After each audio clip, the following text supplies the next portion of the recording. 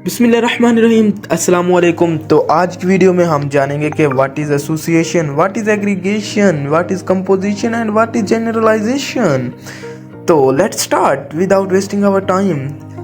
First of all we will see what is association. सबसे पहले हम डिस्कस करेंगे कि एसोसिएशन क्या होती है। एसोसिएशन बेसिकली दो ऑब्जेक्ट्स के दरमियान जो है एक ताल्लुक होता है कि ये जो इंडिकेट करता है कि किस तरह दो ऑब्जेक्ट्स जो हैं वो एक दूसरे को जानेंगे, किस तरह एक दूसरे की प्रॉपर्टीज़ को, फंक्शनैलिटीज़ को यूज़ करेंगे।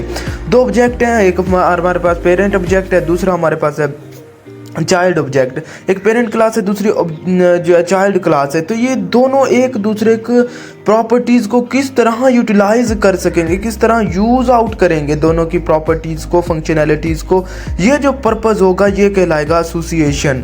लेकिन एसोसिएशन में क्या होता है, दोनों क्लासेस जो होती हैं, वो दोनों ऑब्जेक्ट्स जो होते हैं वो एक दूसरे से इंडिपेंडेंट होते हैं।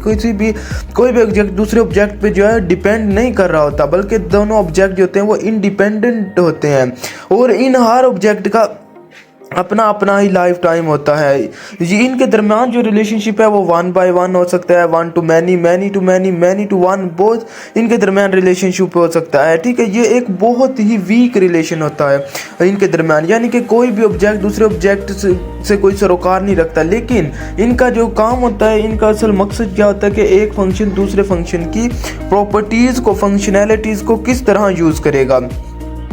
इसकी एग्जांपल अगर आप देखें कि एक जो है वो डॉक्टर है और दूसरा जो है पेशेंट है, तो एक पेशेंट और डॉक्टर के दरमियान का जो रिलेशनशिप है, देखें कि आप एक पेशेंट है वो एक ही वक्त में बहुत से डॉक्टरों के साथ जो है लिंक में हो सकता है। आप बहुत से डॉक्टरों को जो है वो अपना चेकअप करवा सकता है। इसी तरह एक डॉक्टर जो होता है एक ही वक्त में बहुत से मरीज़ों को जो है ट्रीट कर रहा होता है, बहुत से मरीज़ों की जो है देखभाल कर रहा होता है, उन्हें जो है सर्विसेज प्रोवाइड कर रहा होता है। अगर फ़र्ज़ करें अब जो हम ऑब्जेक्ट जो है पेरेंट्स यानी कि डॉक्टर वाला ऑब्जेक्ट ख़त्म कर दें, तो इससे जो है पेशेंट पे कोई इफेक्ट नहीं होगा, वो किसी और डॉक्टर के पास चला जाएगा, किसी और डॉक्टर से जाके जो रुजू कर लेगा। इसी तरह अगर पेशेंट ही वाला ऑब्जेक्ट ख़त्म कर दिया जाए तो डॉक्टर को कोई इफेक्ट नहीं होगा, उसके पास बहुत से मरीज़ आ जाएंगे। इसी तरह अगर आप एक एग्जांपल और लेंगे, एक टीचर और एक स्टूडेंट के दरमियान का रिलेशनशिप।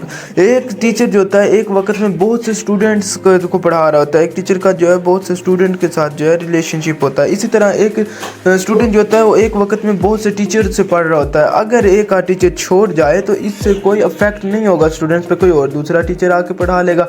इसी तरह अगर कोई स्टूडेंट छोड़ जाए तो उससे टीचर्स को कोई इफेक्ट नहीं होगा, तो कोई और आके मतलब कोई और बच्चा एडमिशन ले लेगा। अगर नहीं तो फिर वो जो है पहले से एडमिशन जिनका है वो टीचर से अपनी स्टडी कर रहे हैं।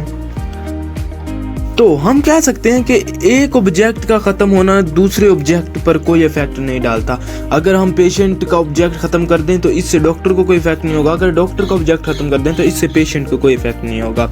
यानी कि ये जो है इंडिपेंडेंट होते हैं, कोई ऑब्जेक्ट दूसरे ऑब्जेक्ट पे कोई भी अफेक्ट नहीं डालता, उससे कोई सरोकार नहीं होता। इसका एसोसिएशन ये कहलाता है एसोसिएशन।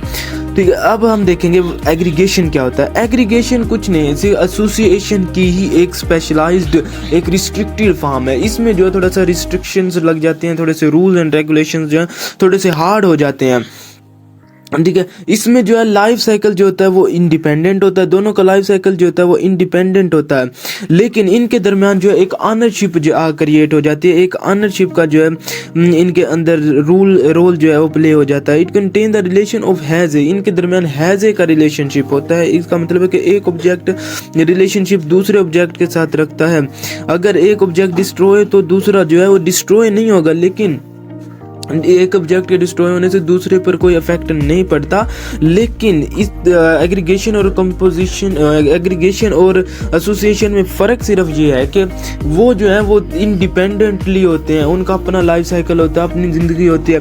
लेकिन इसमें थोड़ा सा ये है कि एक टर्म में अगर हम जो है एक ऑब्जेक्ट ख़त्म करें दूसरा ऑब्जेक्ट डिस्ट्रॉय नहीं होगा, लेकिन एक ऑब्जेक्ट के ख़त्म होना दूसरे ऑब्जेक्ट पे थोड़ा बहुत जो है असर ज़रूर डालता है। फॉर एग्जांपल हम जो है एक एग्जांपल देखते हैं कि एक वक्त में एक ऑब्जेक्ट जो है सिर्फ एक ही दूसरे ऑब्जेक्ट के साथ रिलेशनशिप कायम कर सकता है, बहुत से दूसरे ऑब्जेक्ट के साथ उसका कनेक्शन नहीं हो सकता। एक चाइल्ड ऑब्जेक्ट है वो एक वक्त में एक ही पेरेंट ऑब्जेक्ट के साथ अपना रिलेशन बनाएगा। मिसाल के तौर पर एक एम्प्लॉय और एक कंपनी की हम जो है एग्जांपल देखते हैं। एक एम्प्लॉय है वो एक कंपनी में वर्क कर रहा है, तो वो एक वक्त में सिर्फ एक ही कंपनी में वर्क कर सकता है।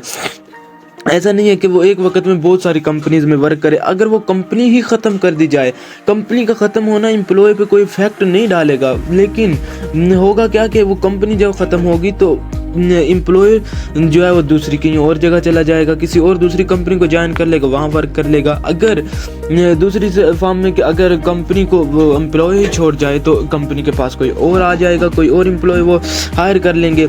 ये इसमें भी ये कि अफेक्ट नहीं डालता, लेकिन एक ऑब्जेक्ट एक वक्त में एक ही पेरेंट के साथ अपना रिलेशन जो है कायम कर सकता है। एक ही वक्त में एक चाइल्ड ऑब्जेक्ट जो है वो एक वक्त में एक ही पेरेंट के साथ अपना रिलेशनशिप जो है कायम करेगा। इसी तरह अगर हम देखें कंपोजिशन क्या होते हैं, कंपोजिशन भी एक स्पेशलाइज्ड फॉर्म है एसोसिएशन की। इसमें जो है रूल्स एंड रेगुलेशन थोड़े और जो है हार्ड हो जाते हैं, थोड़े और स्ट्रिक्ट हो जाते हैं। इसमें क्या होता है, अब इसमें जो है वो डिपेंडेंट वाला वर्क आ जाता है। इसमें डिपेंडेंट वाला सीन आ जाता है कि एक ऑब्जेक्ट दूसरे ऑब्जेक्ट पर जो है वो डिपेंड कर रहा होता है। अगर एक ऑब्जेक्ट डिस्ट्रॉय होता है दूसरा ऑटोमेटिकली डिस्ट्रॉय हो जाएगा। एक ऑब्जेक्ट दूसरे ऑब्जेक्ट पे 100% जो है वो डिपेंड कर रहा होता है। इनके दरमियान भी ऑनरशिप होती है और एक ऑब्जेक्ट का ख़त्म होना दूसरे ऑब्जेक्ट का ख़त्म होने का बायस बन सकता है। तो जिस तरह हम इसमें एग्जांपल लें, एक मैन है और उसकी बर्थडे, जब तक आदमी जिंदा है तब तक उसकी बर्थडे है, आदमी ख़त्म बर्थडे ख़त्म।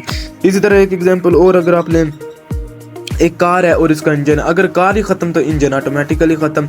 इस तरह एक रूम है और हाउस है, हाउस अगर ख़त्म हो गया तो रूम ऑटोमेटिकली ख़त्म है, रूम ख़त्म तो हाउस जो है रूम से मिलकर ही बना है, रूम ख़त्म हो गए तो हाउस ख़त्म करेगा।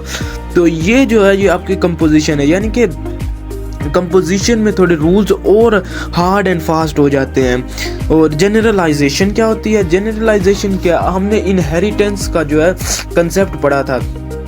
इनहेरिटेंस क्या होता है, the transfer of genes from parents to offspring, यानी कि जीन्स का ट्रांसफर जो है इनहेरिटेंस कहलाता है।